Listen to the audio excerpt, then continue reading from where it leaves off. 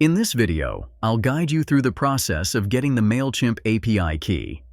If you find this tutorial useful, don't forget to subscribe and give us a thumbs up. Your support allows us to continue creating valuable content tailored for you. A MailChimp API key lets you connect MailChimp with other tools, making it easier to automate emails and handle your subscriber list. It helps you customize and use advanced features not available in the basic MailChimp setup. To begin, log into your MailChimp account and navigate to the top right corner of the screen. Click on your profile icon to reveal a drop-down menu. From this menu, select Account and Billing.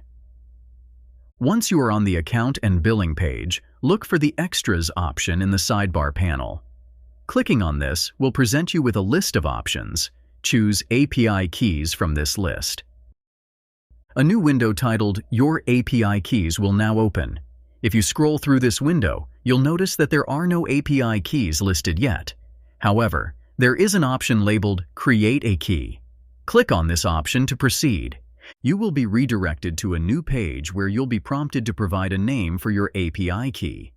Enter a name in the provided text area and then click on Generate to create your key.